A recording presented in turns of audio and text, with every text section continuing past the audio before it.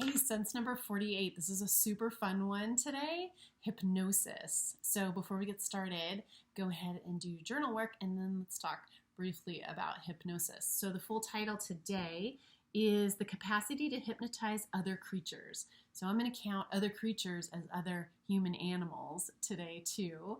And we'll just kind of briefly look at what hypnosis is and then a couple of things that brought up for me. So, I looked up hypnosis and what happens in the brain because I really didn't know what happened. I know that it's a real thing. I've been to hypnotherapy. It was very effective.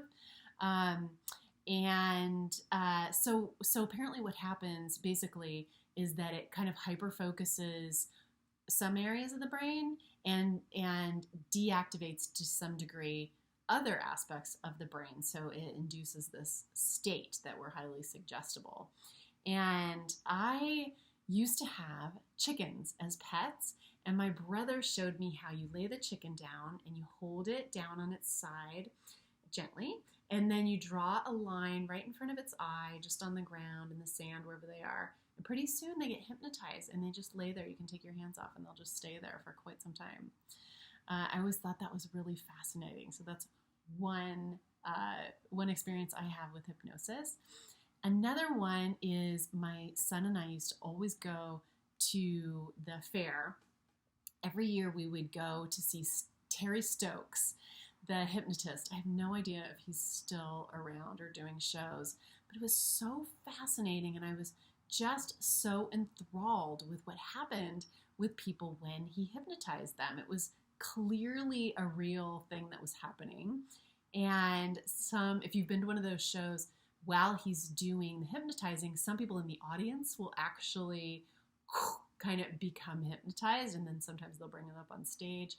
But we saw people dance and sing like Britney Spears, like really well, or other performers do things that in normal waking state they would have no idea how to do, or at least maybe not even want to try that, right? It's the state of like, oh, that's what I do, so I can do it. I remember one of my friends went on stage one time and they told her she was in a Russian ballet troupe, and then they had her come sit down, and whenever they would play this specific music, that was the cue for the troupe, she and several other people, to come up and start dancing ballet. And it wasn't professional ballet, but like she couldn't believe what she was able to do when she got on stage. Or they'll tell people, okay, you're going to count to 10 and you're not going to be able to remember the number 4. And I saw people crying because they couldn't remember what came after 3.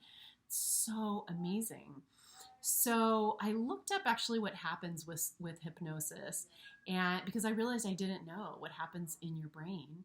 And generally what happens is basically, it looks like hypnosis inactivates parts of the brain while hyper focuses other parts. So it affects really central abilities and just kind of hyper focuses you on something else. So hence the like, watch this watch or something. I have also gone to hypnotherapy myself. I've done many sessions of that. I had 2 separate hypnotherapists.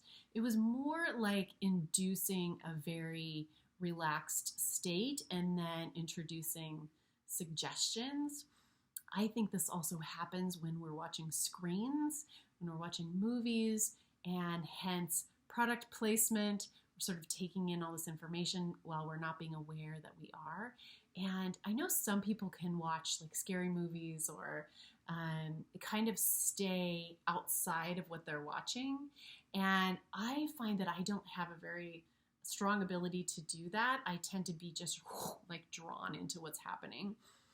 And so I don't watch scary movies because I know things are getting into my subconscious because there's no filter up there. So I'm actually really careful with that. But hypnosis is so fascinating to me, what we're actually capable of and what the stories we tell ourselves and the experiences that we make into solid limitations for ourselves and how those are shown to simply be narratives within our brain, not truths, through hypnosis. So that's what I find really fascinating about hypnosis. And I encourage you, today I don't have an activity for you, but if you have experience with hypnosis or experience yourself being hypnotized and want to journal anything about that or any thoughts you have about that or feelings, that would be fantastico. So I will see you tomorrow. Have a wonderful one.